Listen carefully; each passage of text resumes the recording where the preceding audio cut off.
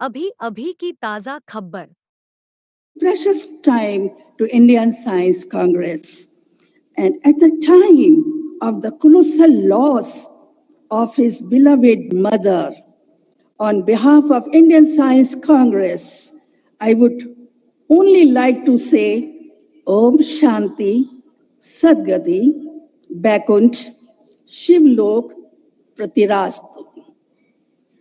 We know that you are the modern India's chief architect who champions Jai Anusandhan and recently became the president of G20. Thank you so much, sir, for your endless patronage for ISKA. 21st century is indeed the century of India. But what should be its trajectory? Atmanirbhar Bharat, self-reliant India, is the only trajectory. It is said in the scriptures, Isha Pantha, that is self-sufficient India, and with the soul, Vasudhaiv Kutumbakam. Also said by Rashtrasant Tukoji Maharaj, Ya Bharatat Bandhubhav Nitya Vasude, He Sarv Panth Sampraday Ek Jasude. However, development needs to be achieved at a sustainable way with Indian women at the forefront. Swachh और स्वस्थ भारत, सशक्त और सबल भारत, समग्र और सक्षम भारत, सतत और सनातन भारत, बेटी बचाओ बेटी पढ़ाओ, महिलाएं हाथ, Swadhar Greh and Mahila Shakti Kendras are major government initiatives towards a sustainable development with Indian women at the central stage. Dreamers and fan followers of ISKA will always remember Modi ji Man Ki Baat, a mantra of success for most of the Indians. During this auspicious Azadi Ka Amrit Mahotsav, on behalf of entire Indian Science Congress Executive Committee and Council members, we are humbly requesting Modi ji to fulfill our long-awaited written request to become the President of Indian Science Congress 2025. I request you to kindly announce your consent from this platform itself. I believe that 108 Indian Science Congress will give new avenues to provide women with better access to education and find sustainable solution for resolving our problems. चला पुढी 5 दिवस संत बरोबर विज्ञानाचा आनंद घेऊया. Now I request Honorable Prime Minister Modi ji to address the gathering. नमस्कार, आप सभी को Indian science Congress के आयोजन के लिए बहुत बहुत बधाई। अगले 25 वर्षों में भारत जिस ऊंचाई पर होगा, उसमें भारत की वैज्ञानिक शक्ति की भूमिका बहुत महत्वपूर्ण होगी। साइंस में पैशन के साथ जब देश की सेवा का संकल्प जुड़ जाता है, तो नतीजे भी अभूतपूर्व आते हैं।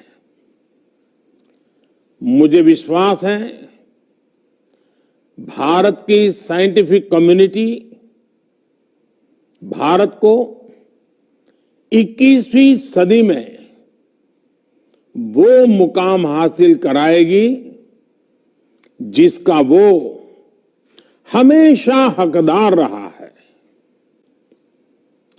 मैं इस विश्वास की वजह भी आपको बताना चाहता हूं।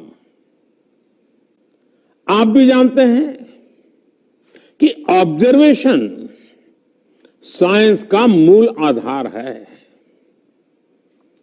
ऑब्जर्वेशन के जरिए आप साइंटिस्ट पैटर्न्स फॉलो करते हैं, फिर उन पैटर्न्स को एनालाइज करने के बाद किसी नतीजे पर पहुंचते हैं। इस दौरान एक साइंटिस्ट के लिए हर कदम पर डेटा जुटाना और उसे एनालाइज करना बहुत महत्वपूर्ण होता है। 21वीं सदी के आज के भारत में हमारे पास दो चीजें बहुतायन में है। पहली डेटा और दूसरी टेक्नोलॉजी। इन दोनों में भारत के साइंस को नई बुलंदियों पर पहुंचाने की ताकत है।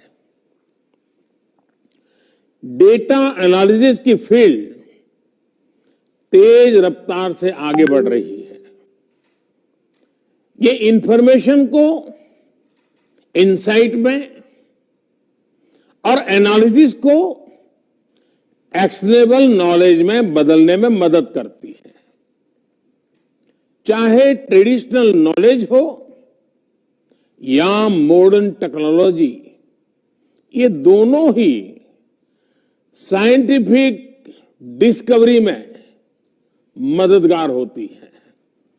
और इसलिए हमें अपने साइंटिफिक प्रोसेसेस को और मजबूत बनाने के लिए अलग अलग टेक्निक्स के प्रति खोजी प्रवृत्ति को विकसित करना होगा। साथियों, आज का भारत जिस साइंटिफिक अप्रोच से आगे बढ़ रहा है, हम उसके नतीजे भी देख रहे हैं।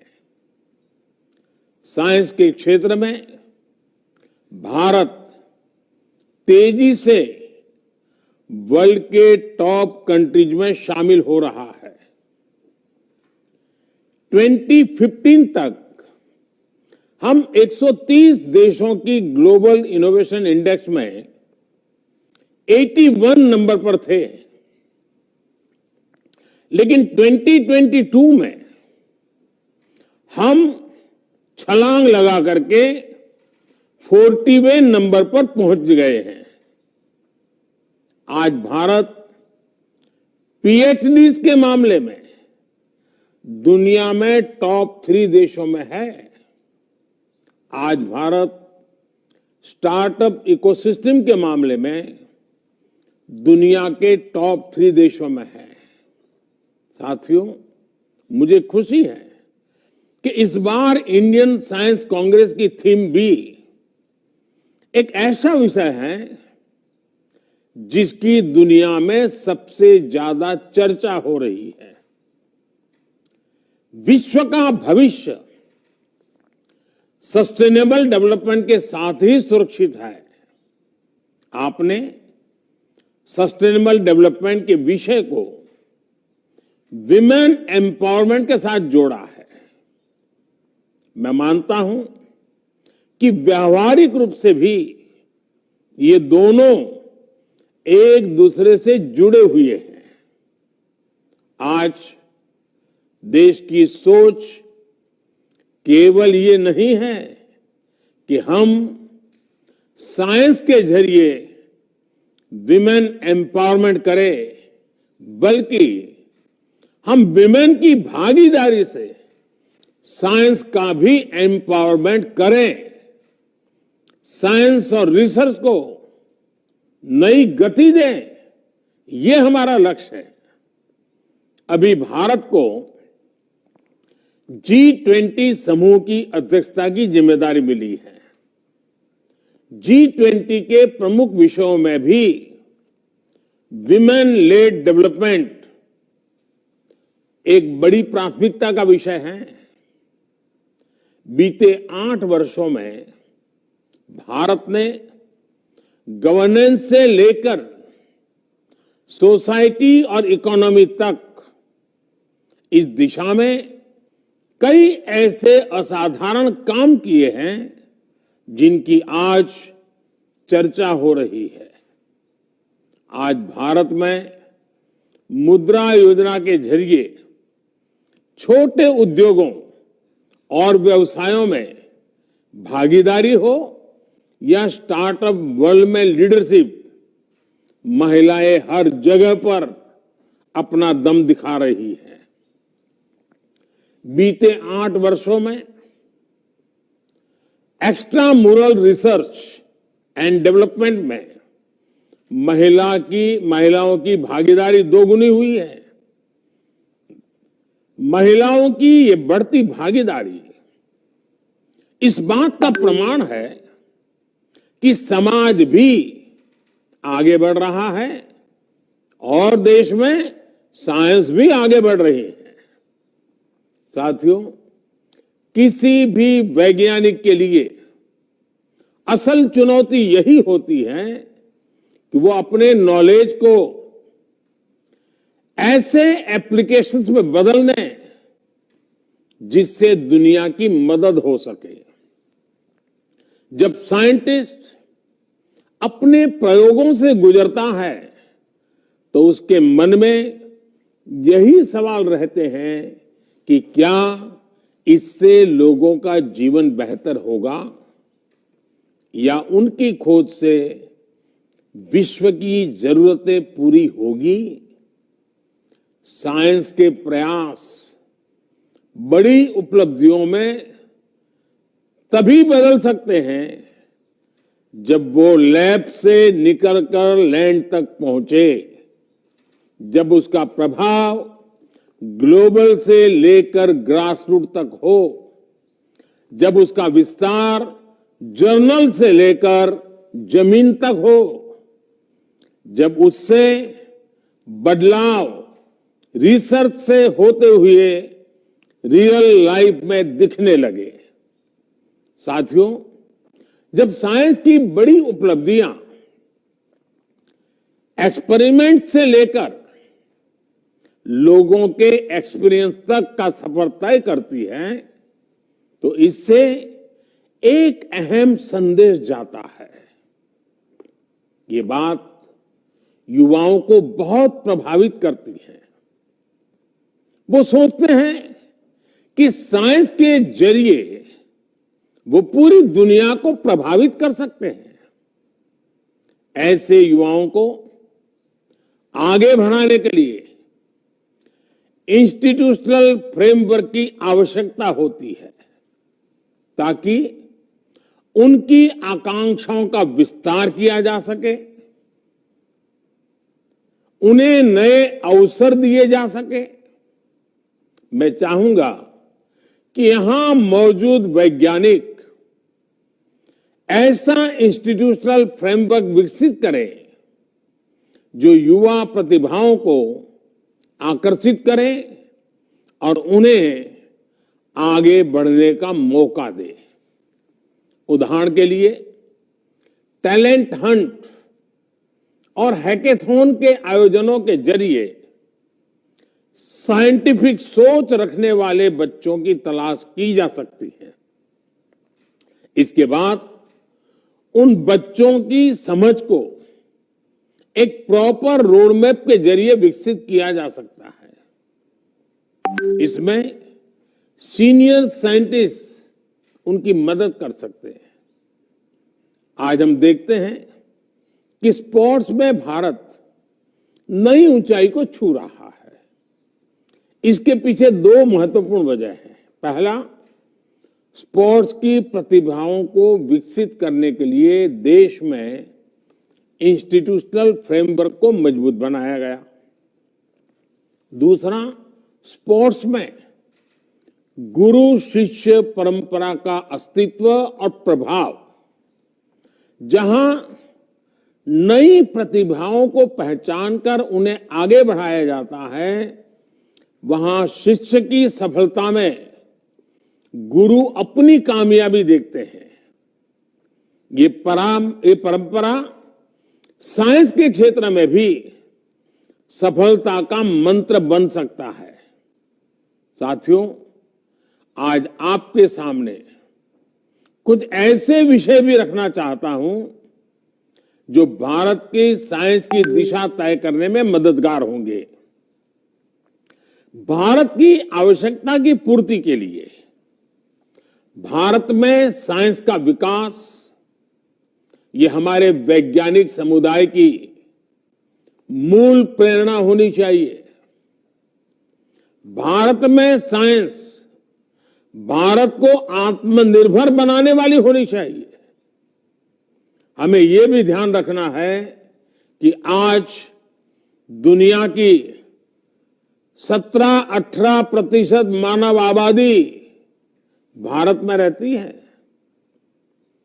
ऐसे साइंटिफिक वर्क्स जिनसे भारत की जरूरतें पूरी होगी, उनसे विश्व की 17-18% मानवता को गति मिलेगी और इसका प्रभाव संपूर्ण मानवता पर पड़ेगा। इसलिए हम ऐसे विषयों पर काम करें जो आज पूरी मानवता के लिए जरूरी है। उदाहरण के लिए अगर हम एक विषय ले लें, एनर्जी। बढ़ते हुए भारत की एनर्जी नीड्स लगातार बढ़ने ही वाली है। ऐसे में भारत की साइंटिफिक कम्युनिटी अगर एनर्जी रिक्वायरमेंट से जुड़े इनोवेशंस करती है तो उससे देश का बहुत लाभ बड़ा होगा। खासकर हाइड्रोजन एनर्जी की अपार संभावनाओं के लिए देश नेशनल हाइड्रोजन मिशन पर काम कर रहा है। इसे सक्सेसफुल बनाने के लिए जरूरी है कि इलेक्ट्रोलाइजर जैसे विभिन्न एसेंशियल कंपोनेंट्स देश में ही बने। इस दिशा में अगर किन्हीं नए ऑप्शन की गुंजाइश है तो उस दिशा में भी रिसर्च हो। हमारे वैज्ञानिकों को और इंडस्ट्री को इसके लिए साथ मिलकर काम करना होगा। साथियों, आज हम एक ऐसे दौर में जी रहे हैं जब मानवता पर नई नई बीमारियों का संकट मंडरा रहा है। हमें नए वैक्सीन तैयार करने के लिए रिसर्च एंड डेवलपमेंट को बढ़ावा देना होगा। जैसे आज हम बाढ़ या भूकंप जैसी त्रासदियों से निपटने के लिए पहले से तैयार रहते हैं, उसी तरह हमें इंटीग्रेटेड डिसीज सर्वेलेंस के जरिए समय रहते बीमारियों की पहचान करनी होगी और उससे निपटने के उपाय करने होंगे। इस लक्ष्य को हासिल करने के लिए अलग अलग मंत्रालयों को मिलकर काम करना होगा। लाइफ यानी लाइफस्टाइल फॉर एनवायरमेंट, इसके बारे में भी आप सभी मेरे साथी भली भांति जानते हैं। हमारी साइंस कम्युनिटी इस दिशा में बड़ी मदद कर सकती है। साथियों, भारत के आह्वान पर संयुक्त राष्ट्र ने इस वर्ष यानी 2023 को इंटरनेशनल ईयर ऑफ मिलेट्स घोषित किया है। यह हर भारतवासी के लिए बहुत गौरव की बात है। भारत के मिलेट्स और उनके इस्तेमाल को ज्यादा बेहतर बनाने की दिशा में काम किया जा सकता है। वैज्ञानिक समुदाय द्वारा बायोटेक्नोलॉजी की मदद से पोस्ट हार्वेस्ट लॉस को कम करने की दिशा में प्रभावी कदम उठाए जा सकते हैं। साथियों, आज वेस्ट मैनेजमेंट के सेक्टर में भी वैज्ञानिक अनुसंधान की अपार संभावनाएं हैं। Municipal solid waste, electronic waste, biomedical waste, agricultural waste, ऐसे क्षेत्र हैं जिसका लगातार क्षेत्र का विस्तार हो रहा है।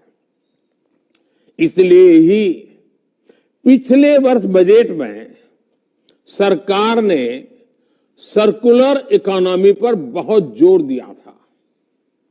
जब हमें मिशन सर्कुलर इकोनॉमी को और मजबूत करना है, इसके लिए हमें ऐसे इनोवेशन पर काम करना होगा जिससे मेटल और प्लास्टिक स्क्रैप का बेहतर इस्तेमाल हो सके। हमें प्रदूषण कम करने और स्क्रैप को उपयोगी बनाने पर एक साथ काम करना होगा। साथियों, आज भारत स्पेस सेक्टर में भी नई ऊंचाइयों को छू रहा है।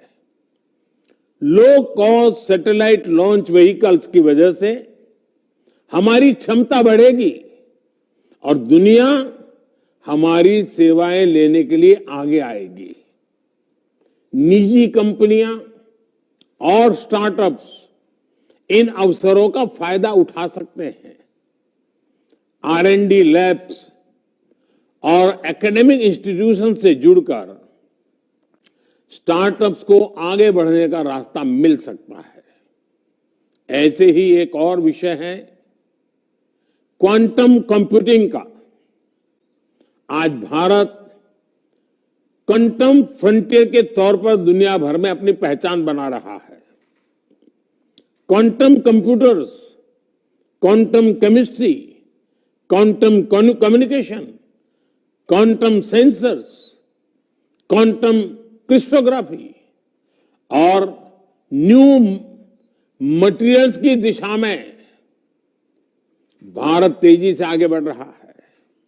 मैं चाहूंगा कि हमारे यंग रिसर्चर्स और साइंटिस्ट क्वांटम के क्षेत्र में एक्सपर्टाइज हासिल करें और इस फील्ड के लीडर बने। साथियों, आप भी जानते हैं कि साइंस में लीड वही लेता है जो इनिशिएटिव लेता है। इसलिए दुनिया में क्या चल रहा है हमें ये तो देखना ही है, लेकिन साथ ही जो काम कहीं नहीं हो रहे, जो फ्यूचरिस्टिक आइडियाज हैं, उन पर भी फोकस करना है। आज दुनिया में AI, AR और VR की बात हो रही है।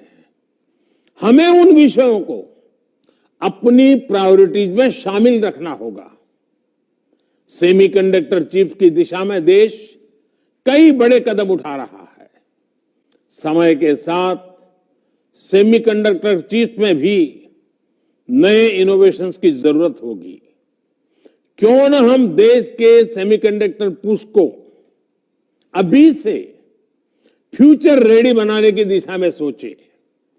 देश इन एरियाज में इनिशिएटिव लेगा, तभी हम इंडस्ट्री 4.0 का नेतृत्व देने में सक्षम होंगे। साथियों, मुझे विश्वास है इंडियन साइंस कांग्रेस के इस अधिवेशन में विभिन्न रचनात्मक बिंदुओं पर भविष्य का स्पष्ट रोड मैप तैयार होगा। अमृतकाल में हमें भारत को मॉडर्न साइंस की सबसे एडवांस लेबोरेटरी बनाना है। इसी कामना के साथ आप सभी का बहुत बहुत धन्यवाद और इस समिट के लिए। और ताज़ा खबर के लिए हमारे चैनल को लाइक और सब्सक्राइब करें। धन्यवाद गेटवे न्यूज़ नेटवर्क टीम की तरफ से।